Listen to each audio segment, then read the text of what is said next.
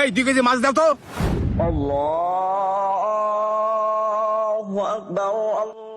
না কাকা, আমি এখন মাছ বেচবো না। কেন মাছ বেচবা না কেন? তোমার মাছ কি মাংনার নিতে আইছি?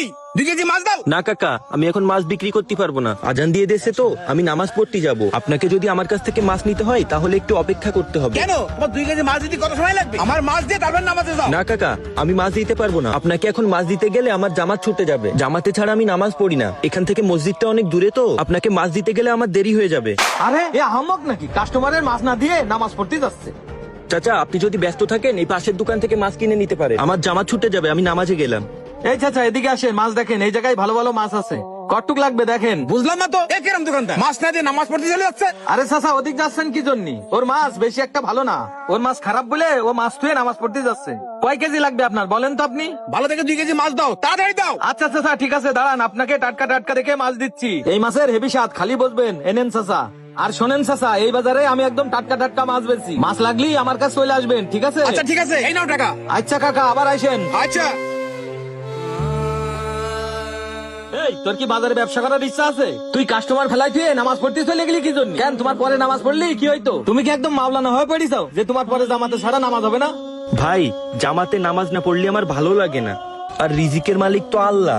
ওই কাস্টমার চলে গেছে মানে তো এইটা না যে আমি আর কাস্টমার পাবো না। মাছ তো আমি পরেও বিক্রি করতে পারবো, কিন্তু অক্ত চলে গেলে তো আমি সেই নামাজ জামাতে পড়তে পারবো না। আরে এই সময় হচ্ছে বেচা কিনা করার সময়, তা না করে তুই চলে গেছিস নামাজ পড়তে। দেখেছিস আমার সব বেচা কিনা শেষ, আর তোর তো সব পড়ে রয়েছে, এগুলো কখন বেচবি? সমস্যা নেই ভাই, আল্লাহ ভরসা। আল্লাহ যা ফয়সালা করবে আমি তার উপর সন্তুষ্ট থাকবো ভাই। শোন, এরম করলি তোমার এই বাজারে ব্যবসা করা লাগবে না। এই বাজারে দীর্ঘ 20 বছর ধরে আমি ব্যবসা করি, আমার যতটুকু এক্সপিরিয়েন্স, এরম করলি তোমার ব্যবসা টেকবেন না। এই জন্যই করছি ব্যবসার সময় ব্যবসা কর, তুই পরে কাইন্দেও কুল পাবি না। আঙ্কেল চিংড়ি মাছ কত করে? বাবা, চিংড়ি মাছ 900 টাকা কেজি। আঙ্কেল একটা কথা বলতাম, আমার মা অসুস্থ তো চিংড়ি মাছ খাতে চাইছে, আমার কাছে এই 100 টাকাটাই আছে। এই 100 টাকায় চিংড়ি মাছ হবে নাকি? তোমার আম্মু অসুস্থ? আচ্ছা ঠিক আছে, সমস্যা নেই, তোমার টাকা দেওয়া লাগবে না, আমি তোমারে ফ্রিতেই মাছ দিচ্ছি।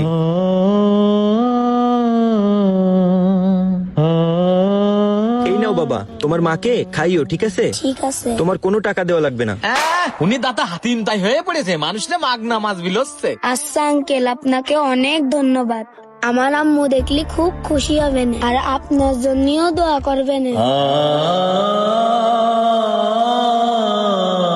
আচ্ছা, মাছ লাগলে আবার আইসো, সাবধানে যাও। শোন, তোর ব্যবসা করা লাগবে না, মাছগুলো মাগনা বিলো। আর এই জায়গায় শুয়ে থাক, আমার মাছ সব বেচা শেষ, আমি চলে যাচ্ছি। শোন, তোর এই মাছ বেচে বাড়ি যেতে হবে না, আমার মাছ বেচা শেষ, আমি চলে গেলাম, তুই থাক, ব্যবসা করতে আইস।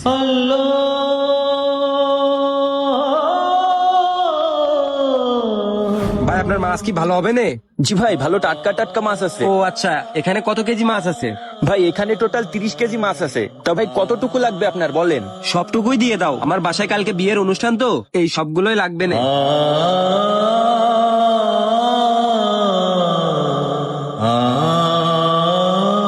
ভাই 30 কেজি মাছই নেবেন? হ্যাঁ ভাই, 30 কেজি মাছই লাগবে আমার। যাক আলহামদুলিল্লাহ। আচ্ছা তাহলে আমি মাছগুলো প্যাকেট করতেছি, আপনার যদি কাজ থাকে আপনি করে আসতে পারেন। আচ্ছা ঠিক আছে, আপনারা দুজন মাছগুলো প্যাকেট করতে লাগেন, আমি একটু কাজটা সেরে আসছি। আচ্ছা ভাই, ও চাচা প্যাকেট করো। আলহামদুলিল্লাহ, দেখিস চাচা, রিজিকের মালিক আল্লাহ, সেই উত্তম পরিকল্পনাকারী। এই আব্বাস এদিক আয়। হ্যাঁ কুদ্দুস ভাই বলেন। তুই কোন যাচ্ছিস এখন আবার? ভাই ওই আসরের আজান দিছে তো, তাই নামাজ পড়তে যাচ্ছি। তুই আবার ওই মাছ বেচা বাদে থুয়ে আবার নামাজ পড়তে যাচ্ছিস? শোন, তোর একটা কথা কই শোন, তুই একটা কোনো মসজিদ দেখে ওই মসজিদই মুয়াজ্জিমের চাকরি নে, মানে আজান দিবি আর নামাজ পড়বি। তোর ওই ব্যবসা ট্যাবসা করা লাগবে না, ঠিক আছে? কেন কুদ্দুস ভাই, আপনি এই কথা করছেন কেন? কেন তোরে কি কব? তুই আবারও ওই মাছ বেচা বাদ দিয়ে থুয়ে এই যে নামাজ পড়তে যাচ্ছিস, তোর ওই মাছ থাকবে, পয়সা যাবে না সব। ভাই মাছ তো সব বেঁচে ফেলাইছি, আর আজকে মাছ বেঁচে আমার ভালো লাভও হয়েছে। এই তুই আমার সাথে মিথ্যা কথা করছিস? এই যে তুই নামাজ পড়িস আবার আমার সাথে মিথ্যা কথা করছিস। তোর মাছ বিক্রি হয়েছে কখন রে? আমি কেবল আসার সময় দেখে আসলাম তোর মাছ সব রয়েছে। ভাই সবই আল্লাহর রহমত, আর রিজিকের মালিক তো আল্লাহ। আল্লাহ যদি চাই সবই সম্ভব। এক কাস্টমার আইসে বিয়ে বাড়ির জন্য সব মাছ কিনে নিয়ে গেছে। কি করছিস? কে বলে দেখে আসলাম এতগুলো মাছ এক চান্সে সব বেঁচে ফেলাইছিস? ভাই দিয়ার মালিক তো আল্লাহ, আমরা শুধু চেষ্টা করতে পারি। আমার রিজিকে আমার নসিবে যতটুকু আছে ততটুকু আমার কাছে পৌঁছাবে। এই জন্যই আমি আল্লাহর ইবাদত করি বেশি বেশি। আমার কাস্টমার তো পরেও পাওয়া যাবে, কিন্তু ওয়াক্তের সময় নামাজ যদি ছুটে যায় তাহলে তো ভাই আমি জামাতে নামাজ পাবো না। শুধু ব্যবসা করলেই তো হবে না, আখিরাতও তো কামাতে হবে। আল্লাহ যদি আমাদের সাথে থাকে তাহলে আমাদের সবই হবে। আমি তো তাহলে দুই দিকেই লস করে ফেলালাম, দুনিয়াও হইলো না আমার, আখিরাতও হইলো না। তুই নামাজও পড়িস আবার ব্যবসাও করিস, তুই তো তাহলে ঠিক কাজ করিস। আমি এতদিন তো ভুল কাজ করে আসলাম, আমার অনেক লস হয়ে গেল।